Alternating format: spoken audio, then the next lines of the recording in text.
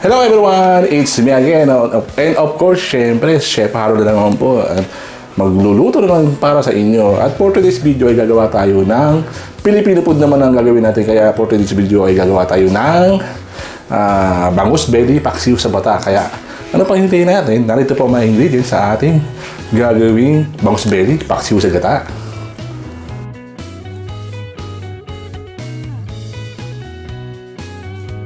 At ayun po, narito po mga ingredients. So, meron po tayo ditong bangus belly. Bali, binili po yan sa may market. And marinated na po siya. Yan. Meron tayong pechay. Meron po tayo ditong onion, garlic, and ginger. At meron po tayo ditong spring onions, pang-garnish, green chili, and rice vinegar po. So, ayan po, rice vinegar. Meron po tayong gata, 400 ml na gata. Meron po tayong salt, and meron tayong pepper. So, ayan po ang ating mga ingredients ngayon. Kaya, ano pa hinihintay natin? Tara, samahan nyo ko. Umpisa natin magluto. At ayan po, magsisimula na po tayo magluto. Kaya ito po, yan. Maglagay po tayo ng paan. So, bali yung gamit po natin dito ay non-stick kasi para mabilis po maluto yung ating bangus belly, at saka parang hindi siya dumikit. Yan. So, ayan, lagyan po tayo. And then, buksan po natin siya. So, ayan, bukas na po siya.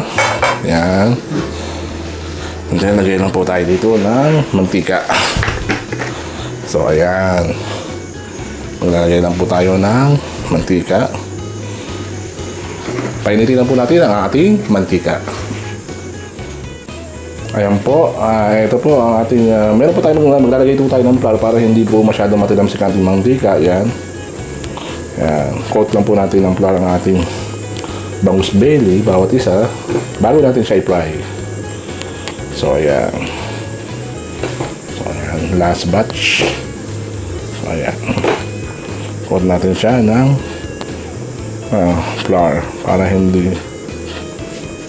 para pag pinilitan natin ang ating bangus ay hindi matalimasi. Iwas disgrasya. Iwas kati. And ayun po, mainit na po ang ating mantika. Yan po, lagay na po natin ang ating bangus belly. Yan. Bali, unahin po natin yung may part na white. Yan. So, ayan po. Fry lang po natin ang ating bangus belly. Yan.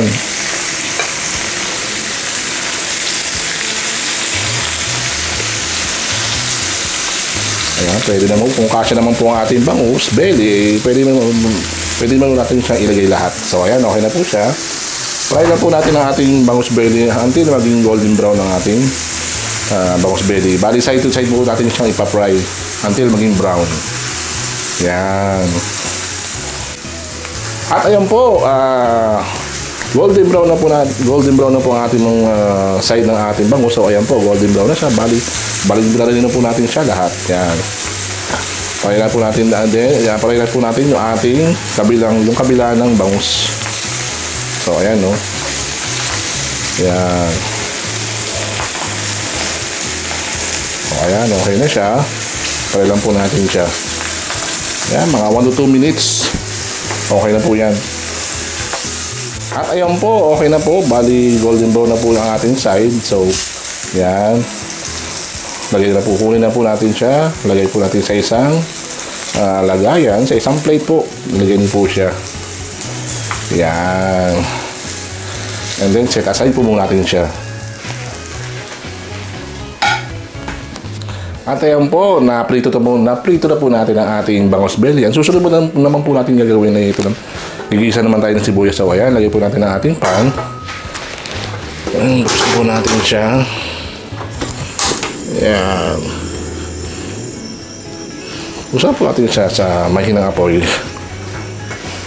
Ayan. And then, yung pinagplutuhan din kanina, kuha lang po tayo ng mantika. Ayan. Ayan. So, ayan po. Painitin na po natin ang ating mantika.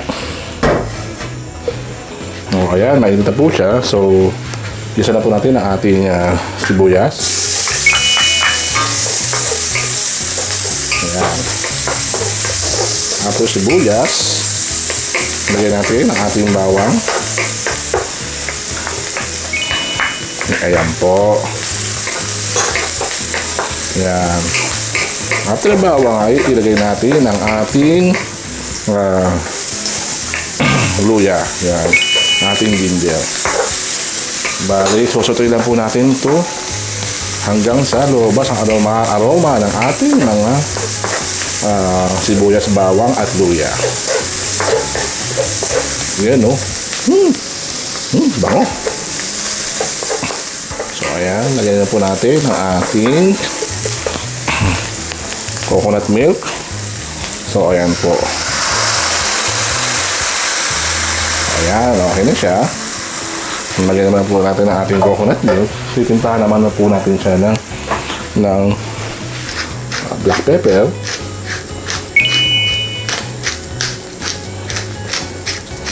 Ayan. At halagay din tayo ng salt. Ayan. So ayan po. Ayan, simmer lang po natin siya ng mga 2 to 3 minutes. Ayan, ayun po, okay na po siya. Yan, kumukulo na po siya. So, lagay po natin ang ating bangus belly. So, ayan po, lagay po natin siya. So, ayan. Pagkalagay ng bangus belly, siyempre, ilalagay natin ang ating rice vinegar. So, take note po, kung wala po kayong rice vinegar, siyempre, normal na suka lang po ang ilagay nyo. Ayan. So, ayan po. Okay na po siya.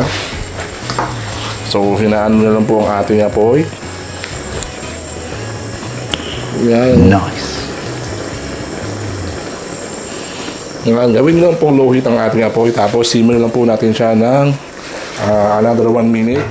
At ayun po, nasimmer na po natin siya ng mga 1 minute. So, lagay na po natin ang ating pechay. So, ayan po.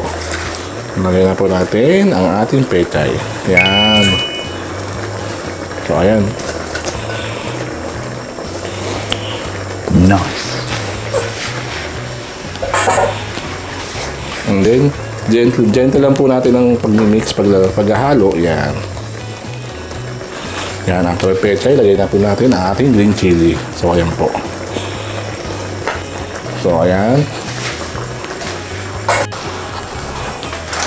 Tikman lang po natin ang ating luto kung okay na po siya. Ayan po. So, ayun, okay na po siya. At ayun po, tapos na tayo magluto. Siyempre, itatransfer naman po natin ang ating ginawang bangus belly pakisigyo sa gata sa ating serving bowl. So, ayan po. Yan. So, ayan, kuha na po tayo.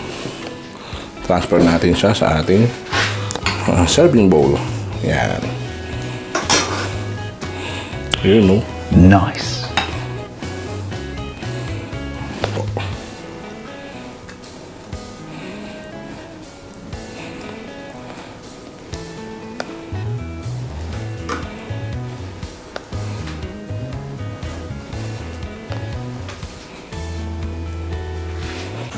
Yan, luto na po ang ating paksiw sa gata. Ito na po siya. And then, gaganisan po natin siya ng spring onion. Yan.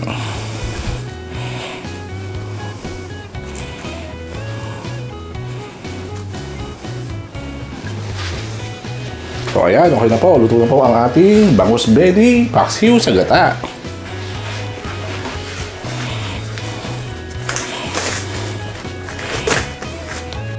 At ayan po, syempre, tapos na po tayong magluto. So, titikman naman po natin ang ating ginawang bangus belly paksiw sa gata. Kaya tara, samahan nyo ako.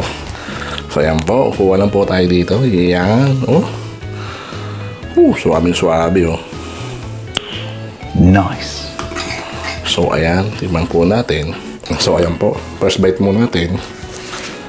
Ayan, bali itong bangus na po ito, boneless na rin po siya namin binili. So, ayan. First bite. Kain po tayo. Wow! Purple na purple. Nasa ng bangus. Ang sarap. Kasi marinate na po kasi siya kaya mas malasa. So yan. Ang gata, saktong-sakto. Alat. Yung alat, yung timpla ng ating gata, napakasarap. Nagugado marami mga kain nito. Grabe.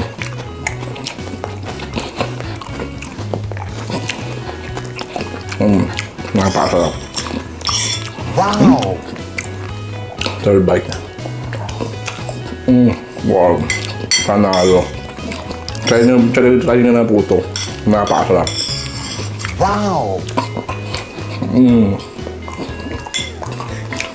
Grabe. So, ayan po. Hanggang dito na lang po ang ating cooking show. Siyempre, ang masasabi ko lang, sipag at tiyaga lang kailangan sa buhay para makamit ang ating mga pangarap. Kaya hanggang sa muli po, maraming salamat po. Bye-bye!